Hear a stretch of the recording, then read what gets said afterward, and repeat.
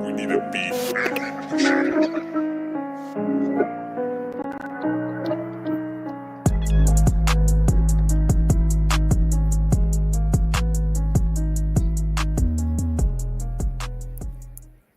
Hey everyone, welcome to the Fifth Quarter Fantasy Cast. I'm your host, Coach Veee. I'm joined by three boys. It's a foursome tonight. Back from the other world across the ocean, we have Peepaw. Give it up to them kickers out there. Hey, we also have the doctor of gynecology, Dr. Drye. Oh, he's looking in your area. And lastly, we have the #1 rated bowling coach in Northwestern Michigan, Coach Weeman. A team of one?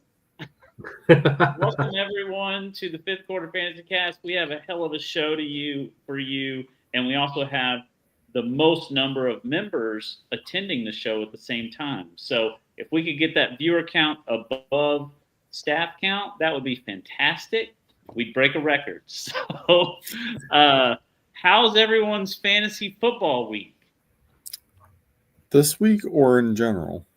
This week. We got to focus up. Oh, well, last week we discussed I was in the pit of despair last week. I've since climbed out of that. This week, much better. 2 of 3 winner and absolutely destroying one of the leagues. And so far looking good in our league, the 3 of us that are in. So we're cruising right now and looking good. Yeah. I was in the pit of despair Sunday, considered quitting fantasy football and everything involved with it. But I climbed out thanks to Jahmyr Gibbs being a sweet prince and restoring my faith in humanity and fantasy football in general. Went 6-4. Still pretty frustrated with how the year's going. One league I put up 73 points, and a 7-year-old proceeded to put up 150. So doubled up by a young fella who got his first win this week in our church league. So anyways, that's how my whole thing's going. But we won in the important one, epic comeback. That was a ton of fun. Weems, how was your week? I don't know. I don't play. Never heard of it. What's fantasy football? What show is this? Women, this isn't Alcoholics Anonymous. The Tuesday night. That's a different. No, I'm in the wrong group. Yeah, sorry. Hi, women. And Coach V, how'd you do? I went 1-2. Woke up to a nasty situation because I went to bed looking like I was going to go 3-0, and then some weird bullshit. Derrick Henry fumbles and like garbage time scores. I had a really weird situation, which is why I really don't like more than maybe 2 leagues where I got Lamar and Gibbs going in one, and I'm literally playing Lamar and Gibbs in another, and it's like you're just every way on this thing. So I was just glad to pull out 1 out of 3, I guess, with the way it was all like weirdly stacking up. I'm curious, Coach or Doc, when you were in the pit of despair and you were considering quitting fantasy football, what was going to be your weekly record at that point? It was looking very 2-8-ish. It was looking bad. I was like, I don't know anything. Why do I have a podcast? Why am I trying to give any sort of advice, or am looked upon as this guy that knows a lot? What is 20 years of experience, So anyways, yeah, that's and it was just everybody pooping the bed. It was disgusting. So Speaking of, I want to give you guys an update since we haven't spoken a while here, but my league, where I took the risk and didn't go with a quarterback until like mid-draft, end up with Michael Penis and CJ Stroud as my starting. You know how that's going for me? Not too well. It's a bold move. And who I also have on that squad is CeeDee Lamb. And you know what's happened to him? He's injured. And things are going great in that league. We're not going to talk about that this season. Yeah, and we were like really raving about the Travis Hunter steal that you got. Listen, we're not going to talk about that league. I just wanted to give you guys an update if you were wondering. I started Sam Darnold this week. I have a league like that where it's like it's a keeper league. It's that Wadtucky league that we're in, and anyway, first round pick Ashton Genty, Mr. 6 points a game. Second round pick, the cheat code at DB, Travis Hunter getting 3 points a game. So I already don't have a first and second round pick. Third round, who did I go with? I forget, but Jaden Daniels is my quarterback. He's hurt. And then and I think Ladd McConkey, who's like a wide receiver 4. So like we don't have anybody good on the team. So anyway, that's going down. But bring me the McChicken. Our friend Evan went 3-1 this week. He would have went 4-0, but he was a big part of me coming out of the pit of despair as Jahmyr Gibbs decided to light him up in the 11th hour. We got the dub, put him down to 3-1. Great manager. I'll see him again in the championship. That's one of my good leagues. That's why I'm so high on it. But we'll see him again. He'll need a McChicken. Also, the day you quit fantasy football, I will get on here and I will eat an entire large Mackle's pizza. Wow. Both of those things are never going to happen. You're not going to quit. Wow. I can't quit. But the gauntlet has been thrown down. Stay I tuned need for that. Bobby's birthing plans after I eat an entire large pizza. Stay tuned for that Coach Weeman mukbang video coming up. No, it'll be on here. There won't be a video. It'll be on the fifth quarter fantasy fest. I'm so convinced he's not going to quit. I'm No going to matter quit how just far to watch down you are in the pit of despair. Well, I think we need to get on to our awards. And so we like to start angry and then work our way closer toward happiness. And so we're going to start off slightly disappointed with our Hillshire Farm gift cheese and cracker gift basket of disappointment. This is the guy who really let you down this week. You're not done with him, but you're just disappointed. A lot of purple out here. So mine is Derrick Henry. This is 2 crucial fumbles this year in the fourth quarter and 2 kind of lackluster weeks. I mean, he would have been closer to like maybe 14 PPR points without the fumble. But, started off with a bang and then has had 2 kind of meh weeks in a row and then those fumbles. And yeah, you're not benching Derrick Henry, but I do worry, he's this huge superhuman person. Man, it's not very superhuman to fumble the ball when it's crucial for your team. So he's not at risk of getting benched or anything like that, but in real life and in fantasy, but it still sucks. And I want him to be my every week starter, and I don't want to have to question that. And if this kept going on, sub 10-point games or whatever, then that would be weird to not start Derrick Henry. But I guess we've been there before when he would get game flows with the Titans. So, anyways. I will say. Oh, sorry. I thought that was me. A fumble or 2 last night's game really cost me $10 last night. So I nearly had a high score for the league, which would have paid out. Derrick Henry kind of screwed the pooch on that one for me, but it's fine. I had Jefferson this week. He did lead pass catchers on the Vikings this week with 7 targets and 5 receptions, so not the worst day out there, but lower than you'd expect from someone like him. He is currently the wide receiver 25 on the season. Obviously not great for someone that you draft in the first round, but more than likely going up the rest of the season with hopefully McCarthy getting back healthy again and building some more chemistry with him. Yeah, I'm as a Jefferson owner in a couple other dynasty leagues. I feel your pain. It's it's a little worrisome. I really don't want JJ McCarthy to feel better anytime soon. Kind of excited to see what Wentz can do because he does sling that thing. So you never know.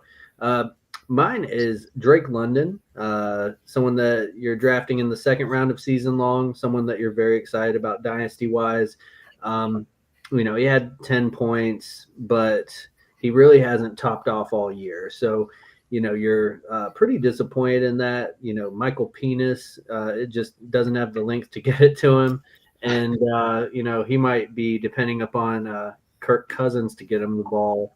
And hopefully, well, I think he sucks now. So, he might be, I don't know. I was thinking about even possibly selling him. He might be a sell at this point, but you're selling low. You don't want to do that. So maybe if he gets a spike game, depending on the outlook, if it was like a bullshit spike game, I don't know. I think I would take like Omari and Hampton for him if you were to offer him straight up. But still it's one of those leery things. I am just disappointed. I'm not ready to let him go quite yet, but Drake London's my Hillshire boy. Don't rage drop him. I will not rage drop. He's not a drop. Probably still starting anyway, but very disappointed in you, sir. Oh, the entire defense? The entire Bengals defense? Oh, no. Bengal boo-boo on that bid. So we got the Sleep Number Shit the Bed Award for week 3. A lot of we got the whole Bengals offense on here. We couldn't get all their faces on here, but so we just put the logo up. Who put the Bengals offense on here? I'll own up to that.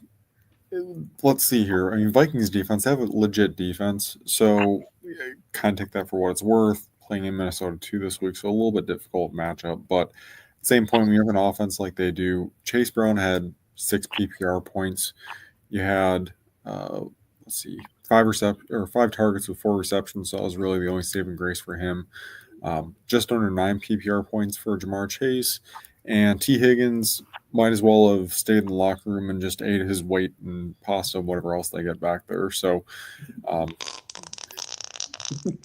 it's going to be rough for them boys to continue if this is what the offense is going to look like without Joe Burrow. So pretty rough for anyone that you drafted on that team. And most of these guys, I mean, if you think about between T. Higgins, Chase Brown, Jamar Chase, and Joe Burrow, those are all top 5-6 round draftees, and they pretty much hit the bottom of the septic tank this week. So, and probably for the foreseeable future as well. So that's not great. Other guy on that, just 2 above, is Marvin Harrison. He is wide receiver 43 on the season. His name, some people call him Starvin' Marvin. I think there's no reason to call him Starvin' Marvin because of all the peanut butter and butter he's got on his fingers. He should be licking that off. So there's no reason for him to be starving, but he's still got butterfingers, and he is like the worst. Yeah, I don't want to say he's the worst bust of a first round pick in recent memory, but he's certainly ranking up there. And it's the Cardinals. I view them as almost like a carnival to watch. That's like a bunch of clowns running around. You don't know what's going to happen, and it's just kind of interesting to watch. You can't look away. So he made it on this list. Could have put the entire Cardinals offense on this as well, but we don't do that to Trey McBride because he's a baller. So we'll leave it at that. Yeah, everyone's watching. I put Calvin Ridley on here. Honestly, I have a couple waiver claims out, and Calvin Ridley's the guy I'm dropping because I just went off the train. He went from God Squad to this nasty, moldy, crappy little mattress in someone's basement with these other men. And anyway, yeah, I'm totally comfortable with dropping Calvin Ridley in the right situation. And then the other fella I have here is Brian Thomas Jr. What the hell? People are drafting him at the 1-2 turn. We have real expectations here. Calvin Ridley's one thing. Like you think you're clever because you gave him in the 5th or 6th round. And it's like, oh, the volume. And I fell for it in about every single league. I traded for this guy. But BTJ, different set of expectations there. I heard somewhere, I think it was on XM, the alarm show, morning show. He's caught 28% of his targets, and Ridley's not much better. So they said literally like Ridley was like 30%, and then there's one person worse than him, and it's BTJ, and I have both of them on a couple teams. So I have both of them in a couple of lineups too. So Superfan Matt commenting, where is Travis Hunter? Well, he's probably, if you peel back some of the shit stains on there, he's probably hiding underneath because he hasn't done shit either. At least he's not on top.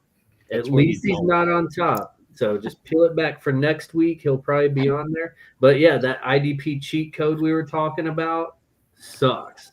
I don't think he's scored over 7 points all season. We do have an honorable mention. Our buddy Evan, 49ers strength and conditioning staff, as an honorable mention. That's close to Coach V's heart, because you study these strength and conditioning staffs. Didn't you say anytime a Raven is injured, they try to force them back? They like don't do things right or something like that. That's the word on the street. But I mean, that's I haven't gotten an update on that. Maybe something's changed in that locker room, but I haven't heard anything good or bad about the Niners except just the horrific injury rates. And so, anytime a team has high non-contact injury rates, a lot of times that is a strength and conditioning staff situation. You can't help contact injuries. A lot of those are just freak in nature. You break something, you pop something because someone hits you and you fall weird. But like non-contact injuries, yeah, you want to put that on strength and conditioning because those things are preventable, or with the right treatment or the right plan. So yeah, I like that. We could put like a little like Niners branded dumbbell in the bed there, just right there next to BTJ. And this is real knowledge. Coach V has been a personal trainer for decades now, and he has a master's in exercise science and working on a doctorate degree. So he's going to be Dr. Coach V here soon. But that's the real shit. Now, Coach V, I'm just going to put this up here. Superfan Matt calling his shot with MHJ. He hates his damn guts. Coach V, I believe you have a fellow on here that we have not spoken about yet. Yeah, the second fumbler, maybe the worst fumbler, because he has a lot less capital built up than Derrick Henry. And so, yeah, Ramondre, if you were still starting Ramondre, and frustratingly to some folks, he was getting carries and getting like catches and stuff. Man, I think he really wrote his pink slip this week. So yeah, and I think we're gonna get into that a little bit later in our hot topics. But yeah, like Ramondre, you shit the bed, dog. Like if the ball is doo doo, you left some doo doos. They just fell right out onto the field. And so Vrabel's a hard nosed guy, tough dude, like sound teams who don't make mistakes, and he just made like two rookie mistakes in one game. So I think for some reason I'm remembering like a fumbling pass with him. Like maybe that's something that he does. Yeah. So I don't think he's going to get much more leeway, if any at all, which can be beneficial to the frustration that the Trey Hendrickson owners have been facing over the past couple of weeks. Well, I think the one that really hurt him was the one on. This was his second one of the game, the goal line. Yeah. I mean, coach has given him as many chances as he can possibly give him. He's still messing it up. But back to what Superfan Matt was saying there, I almost wonder if it's not necessarily a BTJ. Same situation though with Calvin Ridley and BTJ. We got a new play caller and new coaching situation with Jacksonville compared to last year. We see an improvement in the running game, decrease in the passing game there. And then the Titans, today they just made the announcement they're switching up play callers. So potentially something there changes as well for Calvin Ridley here coming up in the future. Hypothesizing, of course, but possibility of things to look at too. Yeah, I hope Amy Adams Strunk sells the franchise to about anybody else. But yeah, I'm so close to not even being a Titans fan anymore. They're so idiotic with every choice that they make. All right. Now, Waits for Men is back. First impressions, Coach Weeman. Good looking group. Very ripped, like Marlon Wayans in the movie Him. Which one looks the closest to you when you're naked, Coach Weeman? I don't know. I could see myself in all four of them. I think they all, have their pros and cons. So you're saying if we took the best attributes of each of these gentlemen and rolled it into one person, that's you? Me. Okay. Tell you what, Ferguson don't miss leg day. So take the height of Keenan Allen with the tattoos of Ferguson, the quads of Luther, And the abs.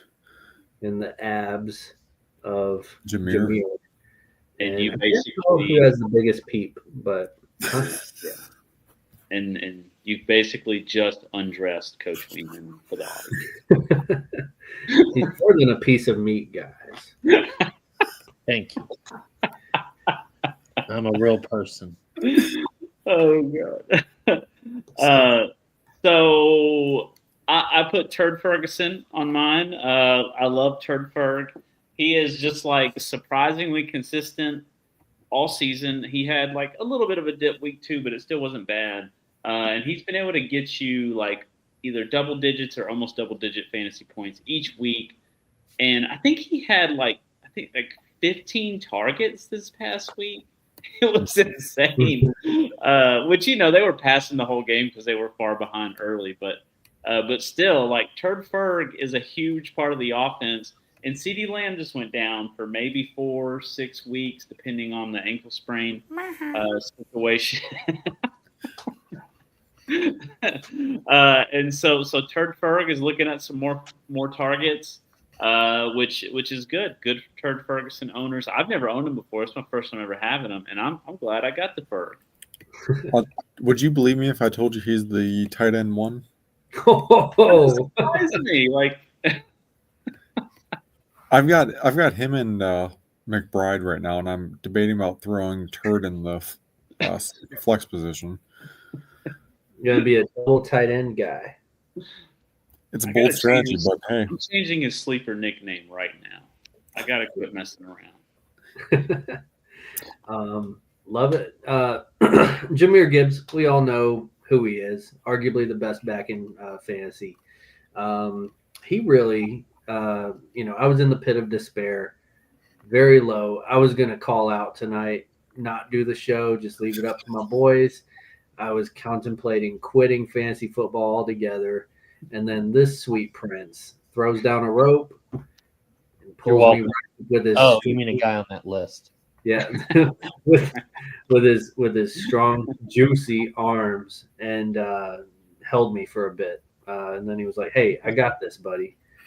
Pulled out several victories last night, but the big one was Worthless Fight Club, where I've got that squad. Sleeper put me at a 1% chance, and once you do that, that's when I know I'm coming back because I've done it so many times in that league. Jahmyr Gibbs went crazy. That last little crappy little 3-yard catch, that was what did it. That 1.3 points gave me a 0.38 point victory. And I was against Zay Flowers, a bed shitter.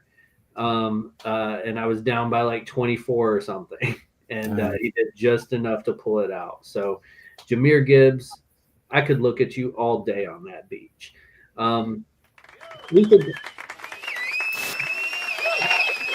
Yeah, some cat calls in that applause too. So Luther Burden, next fella on here. He's someone that I put on the God Squad. No one else has him on their God Squad from any other show that I've seen. I was the only one bold enough to do it, and we'll see if he finishes the year out. But I think he definitely deserves some love here. He only had 3 catches, but it was very cool to see. He broke a big one, 65-yarder, finished with 3 for 101 and a tutty. So very excited about Luther Burden, and I'm hoping they trade DJ Moore or something like that, so he can become the guy. And who knows, maybe him and Rome can both eat. But thank you, Luther Burden, for finally showing up, finally getting some playing time. A little bit slower of a start, but we're here now. So excited to have Luther as the Weights for Men Flex of the week. Luther. He almost seems like the Jameson Williams of a couple years ago. He's not getting many targets, but what he does, he makes full advantage of and just completely houses them. So cool to see on that one. Mine is Keenan Allen, tall, buff, skinny, handsome dude on the end. He is the wide receiver 6 on the season so far. He's got a touchdown in every game. Over the past 3 weeks, we're looking at a 10-target game, week 1, 7 targets in week 2, and 11 targets this past week. He has seemed to have rekindled his lust and love with Herbert that they lost over the past year when they were separated. So it seems as though he is the wide receiver 1 on this team and has overtaken that position from Ladd, R.I.P. Ladd. You were a keeper in one of my leagues, and now it's not looking like a great keep anymore. So Keenan, though, I did draft you in one of my leagues, so happy about that, and I will be starting you from here on out, and so long as everyone stays healthy, you'll make this list a couple more times. And that's why we draft deep, so that we can get guys like Keenan Allen, and so that we don't have to scramble after the first week he showed up. So good on you, drafting deep, recognizing that the wide receiver 1 is back in LA. Well, this is your first time seeing this, people. We're used to it. Mander's hanging out in the. Is he in the trunk or is he out back looking in? I meant to put him in the back seat, but I wanted the jersey to match up with the seat so that it didn't look out of place. But it looks like he's just kind of looking from the outside window. It looks like he's a peeping Tom. Yeah, he's meant to be in this. I kind of switched mine up, so he just wants to show you his nuggets. Exactly, the Mandrews nugs, The McDonald's hair on your nugs. So yeah, McDonald's 11th McNugget Award. Those of you just joining us, we do have 6 people watching. Just kidding, but we do have 2. So those of you just now joining us, it's like that. These are the players that were that good surprise. Like whenever you get a nice 10-piece and there's that 11th one in there, we all count them every time before we eat a 10-piece. So we make sure that we don't get 9 or something, but whenever you get 11, it's worth celebrating. So these guys were a good surprise. Maybe guys who have underperformed here in the past or here lately, and really getting it together. So I put a couple of them in there. I always do like 2 for some reason, but I put Mandrews in there. He's someone I definitely gave up on. I was actually texting with cousin Alex last night, and he said he was like, I forget what the text was, but he started Mandrews, stuck with him, and definitely got the benefits from that. So he had a couple touchdowns, highly involved in the offense. He had 2 catches for 7 yards before that. So he went off on a lot of people's benches, or he's been dropped. So good to see him bouncing back.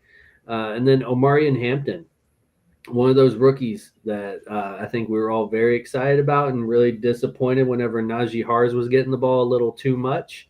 A lot of shows don't celebrate injuries, but this isn't other shows. So Omarion Hampton, it's Hampton season, baby. So anyway, he will be getting the rock a lot more. I think he finishes as a top 12 back, an RB1. Anyway, excited to see what he can do. Damn near 25 points. So welcome to being an every week starter, Omarion. I've got Michael Pittman sitting down there. The last year has been a year to forget for the Colts, and it seems as though Danny Dimes has resurrected the Colts from the grave. he is bringing them up, and all the players on this are seemingly benefiting from that. Pittman is the wide receiver 12 on the year so far. Caught all of his targets this past week, 6 for 6.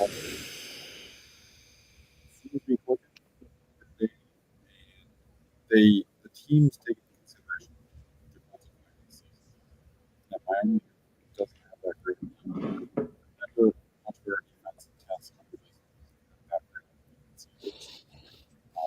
How that plays out for the rest of the season, but it looks like Daniel Jones, Michael Pittman might be able to get something clicking, come back towards, was it his rookie season or his sophomore season when Pittman went off. So good to see this guy come back. It seems like he was good last year.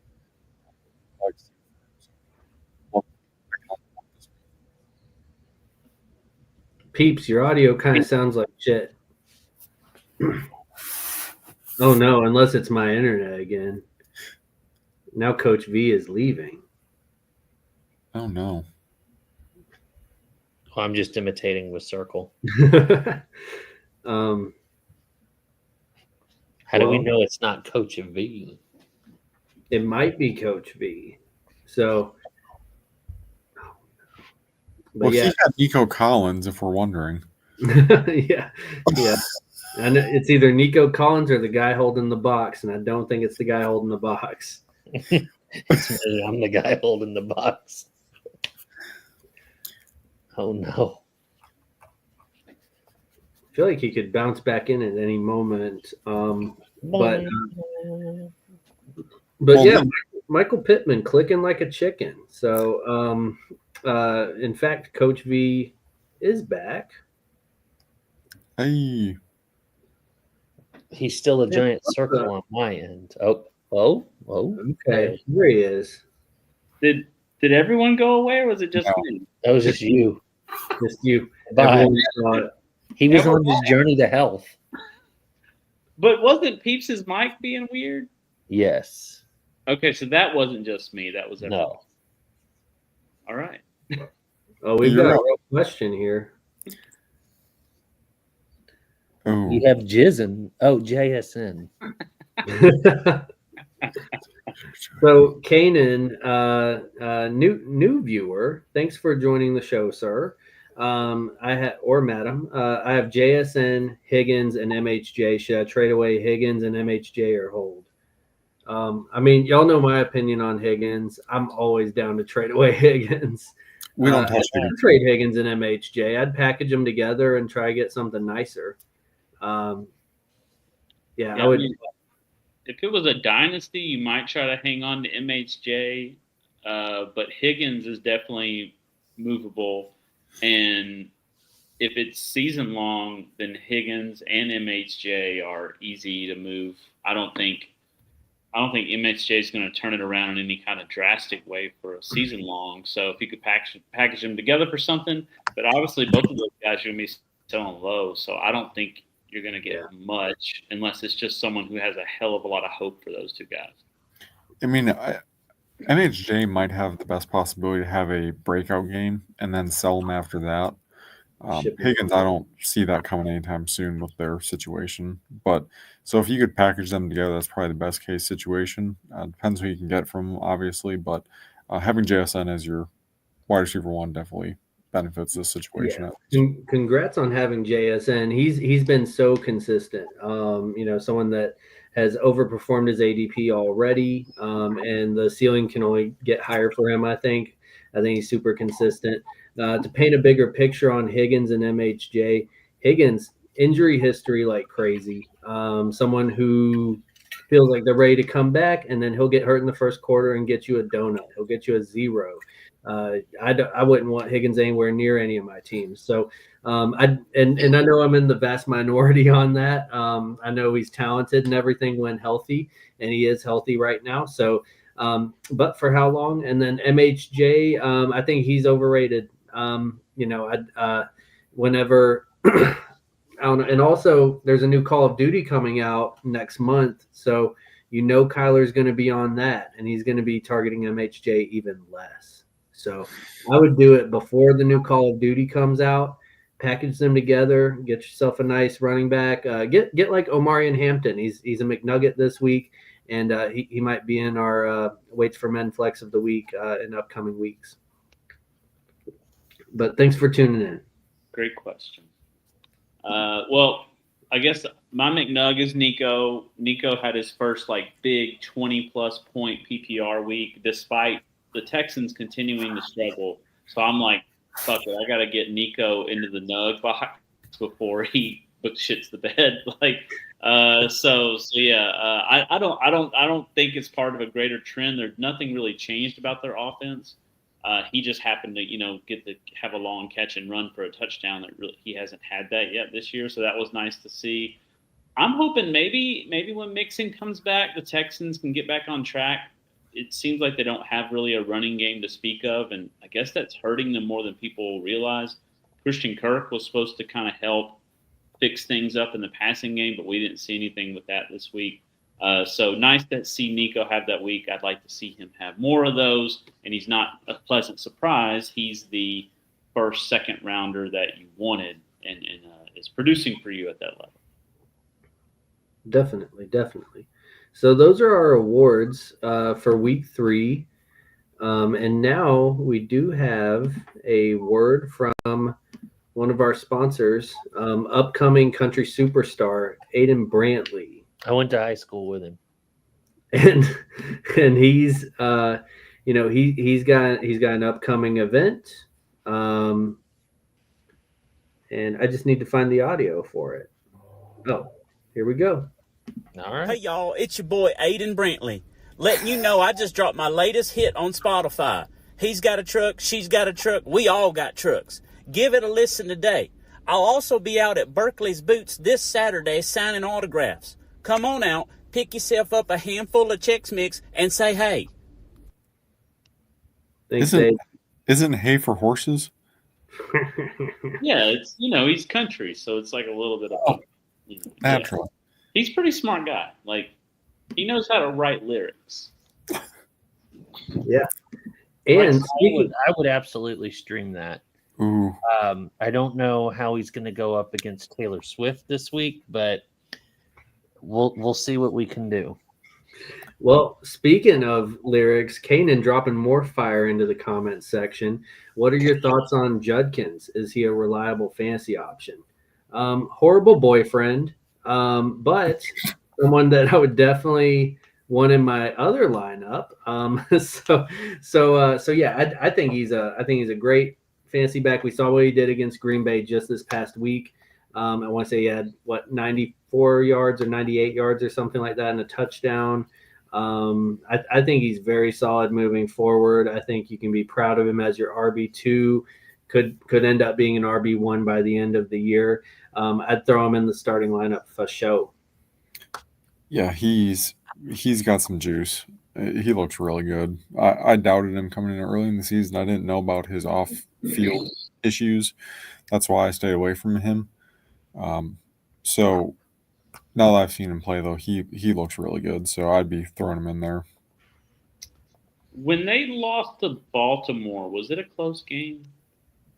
Nah. It was like they lost by 40. Okay, so the only thing I was thinking of was just if he gets kind of game scripted out when the game isn't close. But he put up 10 PPR points against Baltimore when they were, getting destroyed. So I guess he's all right. You at least have one data point to show that he can get you double-digit fantasy points even when they're getting blown out. He's 21, plenty of time. Very young fella. Yeah. You always go to the age. Always know. It's all about their age. Yeah. Listen, if they're like under 24, young, fresh, spry. And Kanan, when you win that fantasy championship and start popping bottles, he'll be old enough to party with you because he is 21. So again, thanks for keeping the algorithm going with a question.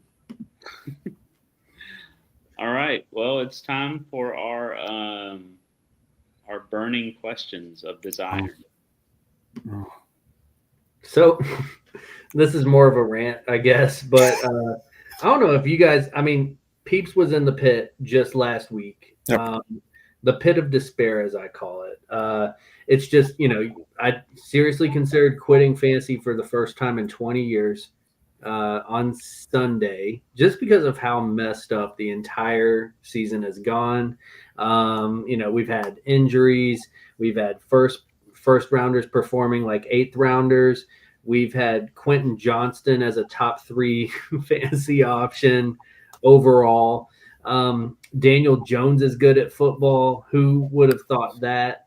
Turns out if you just have a good waiver wire claim, you got a pretty good team. The better your team is, the worse your record is right now. So anyways, climbing out of the pit. Luckily, that's why God created Jahmyr Gibbs. So, get me out of the pit of despair and keep me in fantasy for season number 21. But hey, you guys been to the pit of despair? What do you think? I live in the pit of despair.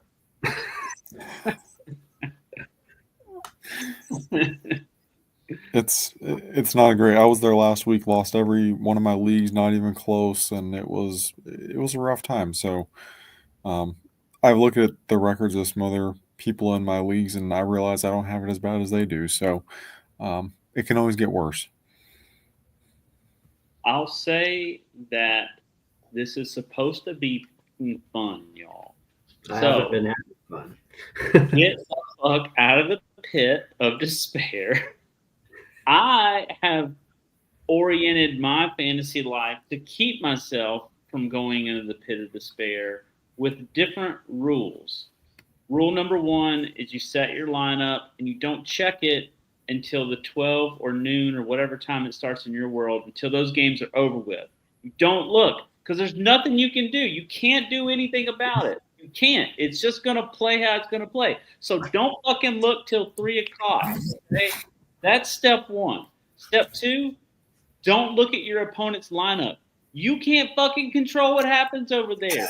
Don't look at it, because if you know who they got, it gives you like very minimal advantage. You think it does more than you think it does, and it doesn't help. And all it does is piss you off because you know they got that person and they just scored. Don't look at the other person's team. When you pull up your sleeper, take your hand and cover up the right side, and you just look at your team on the left side. That's all you can control, okay? And those 2 things will keep you out of the pit of despair, promise. I do that. I've done that every week for like 3 or 4 years, and fantasy doesn't ruin my whole day like it used to. Listen, I've been looking at opponents' lineups and using my hands to block all kinds of things, and I'm still living there. Hey, I will say this. I feel like I was in the movie Remember the Titans. Left side, strong side, and I've not been on the strong side. So we've been losing way too much being on the left side. And yeah, those are great tips, though. Maybe it'll keep me out of the pit of despair in the future. I forgot about the Titans, to be honest. I know I was thinking to remember it, but I forgot. They suck, man. All right, so mine is who do you hate more? Arthur Smith with the Falcons and how he was treating your fantasy rosters, or current Pete Carroll with the Raiders and how mostly, well, no, Trey Tucker scored 3 fucking touchdowns this week. So, and Brock Bowers didn't do shit. And Aston Genty isn't getting any work. So who do you hate more? I think if you're Double Bubble or Hubba Bubba, you love Pete Carroll, and you live in the Vegas area. You're making bank. But I would for sure think it's Arthur Smith. I don't even think that's close. Arthur Smith, we hated him because not a single one of the wide receivers that should have been able to produce could produce because of him. And it absolutely sucked for fantasy. You couldn't play half the guys, and you can play him this season. Debatable. But still, for that reason, it's going to be Arthur Smith is more worse, if you will, than Pete Carroll. Oh, he's nothing more than a common butt cheese boy. But Arthur Smith is so old. What? If I'm looking at the right Pete Carroll, it's yeah. You mean this Pete Carroll? Or that's just a caroler. But yeah, that's more of a Christmas caroler. It's like Annabelle. Yeah. Yeah, so I would say probably Arthur Butthole Smith by a landslide, just because small sample size with Pete Carroll. In the past, he wasn't bad when he was in Seattle. We could depend on Marshawn Lynch. There were other guys. Russell Wilson wasn't complete ass. We had some options there. Doug Baldwin, if you're into that sort of thing. But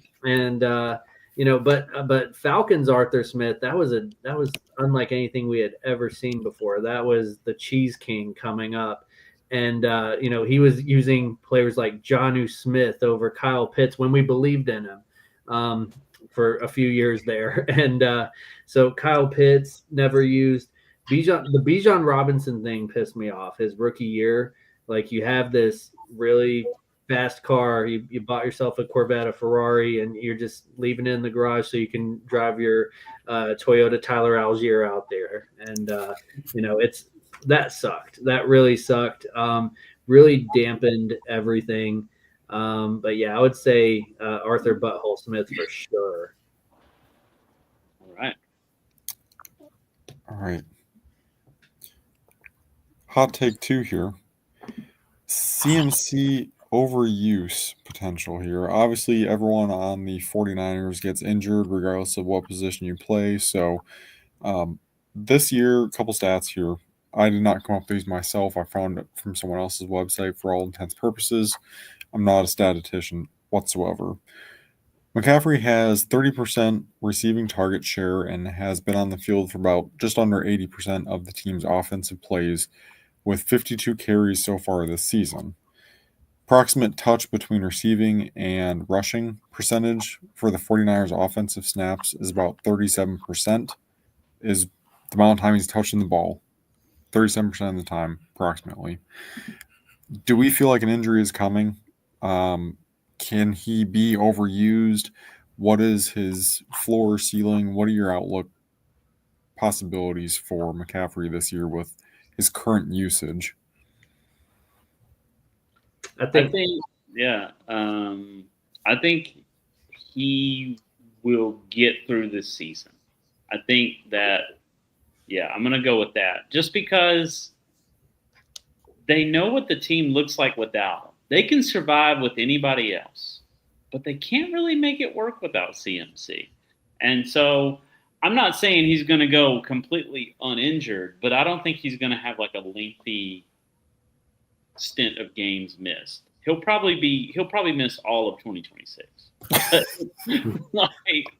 But he'll get through this one somewhat healthy, despite the overusage, because I think they just know they have to, or else the season's just completely shot. Yeah, CMC, it's a dangerous game. I know I have him in one spot. It's a season-long league.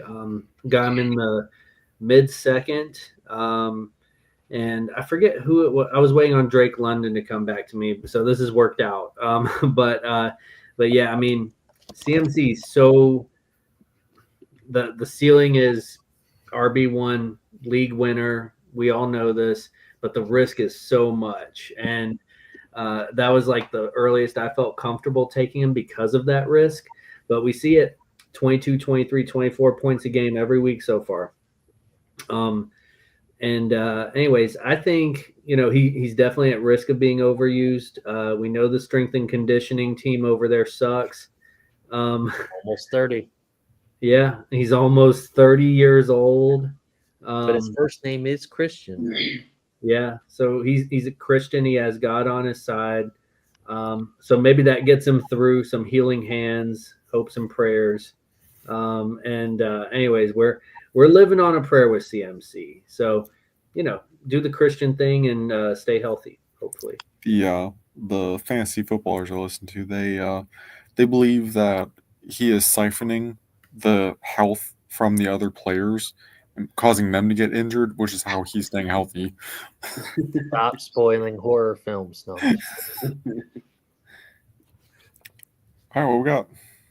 Oh, man. All right, what I've been waiting on. So notice I was cheering for Ramondre's fall because he's not the most talented back in New England. In fact, I don't know why Travion Henderson was their third running back. But now they've seen what can happen if you don't play Travion. Ramondre Stevenson will fumble, and then he'll fumble again and give the game away. And then they'll give it to Antonio Gibson, and he'll fumble. But Travion Henderson does not fumble. So he didn't do a lot with his opportunities after those two shitheads were out of the game. But he didn't fumble. So anyways, but we know what he is. He's a home run hitter. He's explosive. He's explosive and not explosive diarrhea like Ramondre Stevenson is. So I think they need to give him better opportunities, get him out in space, maybe use him the whole game, give him more than 3 touches a game, and he'll make you into a smart person. Also, there's other new starters, lots of new starting running backs this week that we're excited about. Trey Benson over in Arizona. James Conner went down, as I think we all could kind of see coming. But Trey Benson, I think he's going to do great things over in Arizona. Omarion Hampton finally has Najee Harris out of his way. So he can finally shine, as we saw, to the tune of almost 25 points. Let's see. We have, I think there's another situation. Jackson Dart, new starter, New York Giants quarterback. We got that news today. Thank God. Neighbors owners can rejoice. We finally have someone who can give him the ball. It looked like Russell Wilson was that guy, but that's way too volatile. He's Mr. Unlimited looking extremely limited the other night. You've also got Cam Scatterboo. Yeah, the Boo. Yeah, that's a new running back starter. That's exciting. Tyrone Tracy going down. And Scatterboo, someone put it out there. There's 2 kinds of white running backs in the NFL: the intellectual ones like CMC, and then the straight up crayon eaters like Cam Scatterboo. So Got a moose. That's right. So let's see. I feel like there's one I'm missing here, but lots of new starters. Exciting time. Who are you guys excited for as far as new people? You got it. All of them. Judkins now owns the backfield in Cleveland. That's exciting. And I wouldn't say a new starter, but George Pickens is now the wide receiver 1 in Dallas. So people who were hoping that's something, well, you're going to get your chance to see for probably the next 4 to 6 weeks if that's a good connection between him and Dak or not. So yeah, basically up 1 roster spot for George Pickens. Yeah. Egbuka, whatever his name is. Oh yeah, he's wide receiver 1 now too. Guys, Kanan is back. Yeah, Kanan is back. So absolutely loaded running back room. Sorry it took us so long to get to this, but his question is basically Monty or Judkins, and they're going head to head this week.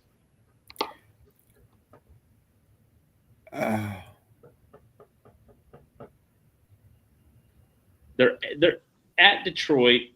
Okay, so indoor. The Lions. We saw what Josh Jacobs last week didn't do much. We saw what Derrick Henry did last week. Not too much. Did fine, not too much though. So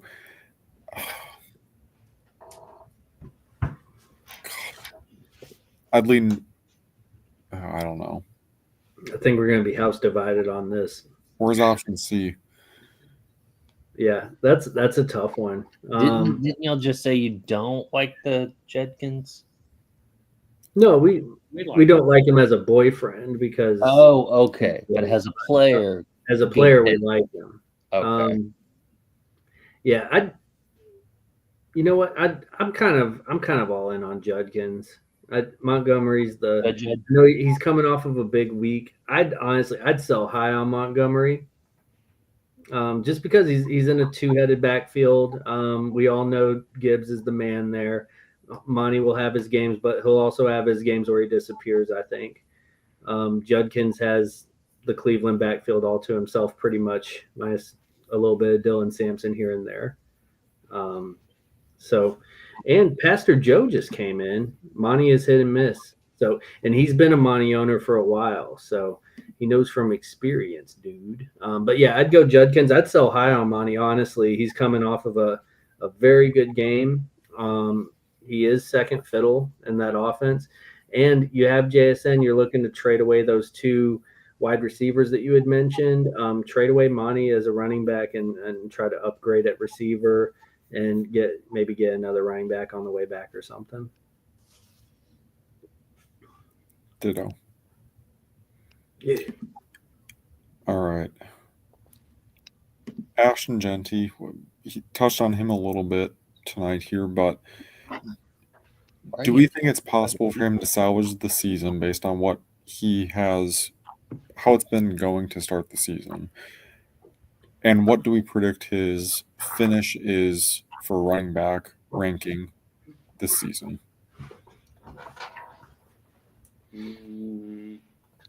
I think he'll get it together. I think they'll figure out the right amount. They're not playing terribly. They're not playing great, but I think they'll figure it out. And I think he'll be a top 15 running back, maybe like somewhere between 10 and 15. He is 33 right now. Ouch. We'll get there. He's got some work to do. So we remember how excited we are for him. He was someone that went at the round 1, round 2 turn. He's someone who went easily 1.1 in damn near every rookie draft. He's extremely talented. I saw a stat somewhere that on, I think, 57% of his carries, he's met right at the line of scrimmage.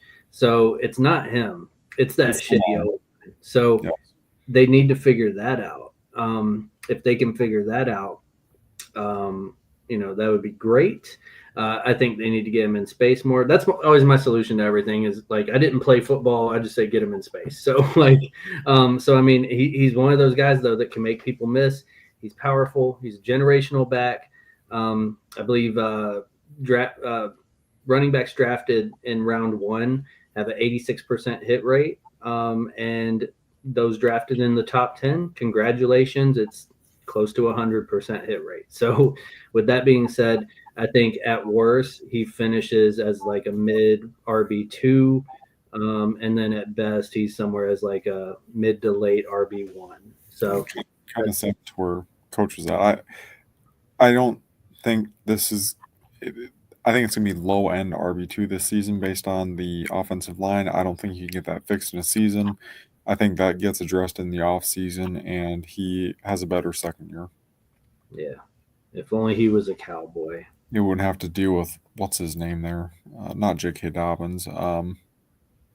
Javonte Williams. Yes, Jesus. Yeah. I hate the Cowboys. So mine is, what injury pisses you off the most? Maybe it could piss you off for a lot of different reasons. Maybe they fucked you this week. Maybe you spent a lot of draft capital on them. Maybe but isn't any injury bad? You don't want injuries. I mean, some are going to piss you off more than others. So as a refresher, notable injuries is James Conner, Colson Loveland, CeeDee Lamb, Dwamie Brown, Najee Harris, Tyrone Tracy, I guess Nick Bosa if you're IDP, Mike Evans, Terry McLaurin. Joe Burrow, McCarthy, Daniels, Fields. Yeah, let's go back. Let's go beyond this week too. Okay. Personally, for the majority of the people out there, it's going to be Joe Burrow because that's completely effed over the entire offense. So all those players we talked about earlier that shat the bed, more than likely result of Joe Burrow's injury. So I think that's probably the biggest one. Me personally, CeeDee Lamb, I have him on my team. He is in the one league that, once again, Michael Penis is leading us at quarterback. He is also, I drafted CeeDee Lamb, so this is just par on the course for my season with that league. So that definitely hurts. But Turd Ferguson, got him in our league, benefits him. So I'll take the ups with the downs, I guess. But a lot of them aren't great. A lot of the quarterbacks are the ones that really are hurting, but we have some stud wide receivers that are injured too. So we escaped a little bit last year, but this year is pretty brutal to start. Yeah, that's rough whenever you have Mr. CD and Michael PP on the same team. So, I mean, I would say, yeah, most recently CD Lamb, but overall Joe Burrow, because it's the ripple effect from that injury. So Joe Burrow, yeah, sucks to lose him, but whatever. If you're in a 1 QB league, just find someone else, and maybe they'll do all right. He wasn't even lighting it up really this year, but he was on the God Squad like everybody else who has failed this year that I put out there. But yeah, Joe Burrow, simply because like Jamar Chase, like I'm scared to start him against the Broncos this week. Like he got shut down against the Vikings. Who knows what the Broncos are going to do to him? T. Higgins, he was asked before. Now he really sucks. Chase Brown is affected now because they don't have to worry about the quarterback. They can key in on the running back. I haven't even heard Mike Gesicki's name yet this year. So everybody that they have is now either irrelevant or super in danger. So Joe Burrow, that's the one that pisses me off the most. What about you, Coach? I'm gonna go with like Mike Evans, partially because of like the 1,000-yard season thing is probably fun for this year. So not really a big fantasy implication. I mean, he's on rosters. He's like a wide receiver 2 probably for people, but he did the thing we love. He scored a touchdown before he got hurt, and we always appreciate that. And that's Mike Evans. That's like him in a nutshell. Is he takes care of you. He realizes he's on fantasy rosters. He scores. Hey, do you want to know what I've had happen twice to me this year? What? Let's see. Week 1, game 1 was when Xavier Worthy got injured in the first drive. 0 points, starting in my roster.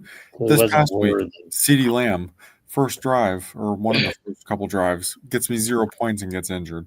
Patrick's a dear friend of mine, and I'm not happy to announce that, but Patrick and me, we're getting like best buds. We're gonna be roomies here pretty soon. He's gonna live rent free. Wow. Yeah, and I mean, fantasy's a gamble, and if you like gambling, go to Underdog Fantasy. Use code 5th Quarter Fantasy, and Underdog will match your first deposit up to $1,000, and we get $10. So we would love you to do it, so we can do more best ball drafts, and we'll split it. But we haven't won anything yet. But that $10, it'll feed families one day. So make sure do your gambling over at use 5th Quarter Fantasy over on Underdog.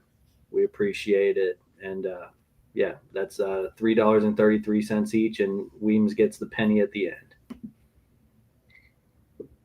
Now, Peepaw, does the Mrs. Peepaw know that Patrick the Porker is going to be living with you? No, he's going to stay in the garage. She's going to go out there and find him. Oh, he'll get tucked in the closet somewhere, maybe. Are you saying he's stuck in the closet? Patrick is he's a man of ways. Yeah. Do we have any good commercials? Joe, you got to show up earlier for the. Yeah, you missed it. Aiden Brantley's back at Berkeley's Boots signing autographs. Which is funny because I live down the street from that. Yeah, From we had Berkeley's Boots? Yeah, we had this commercial earlier. You have a Berkeley's Boots in your town? What the fuck? Oh yeah, it's real. People be showing up asking for Aiden. The workers be like, "Who the hell is Aiden?"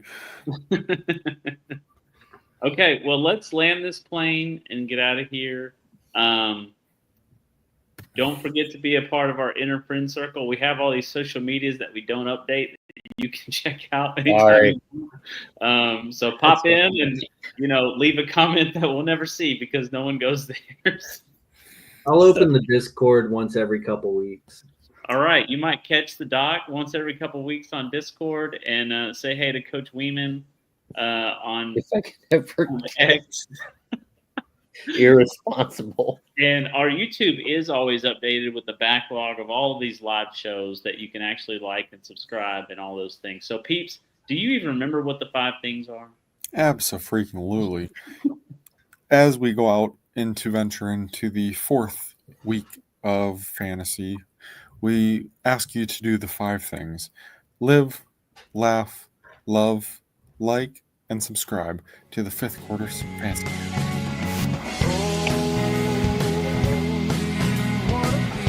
Is Aiden? Is Aiden the son?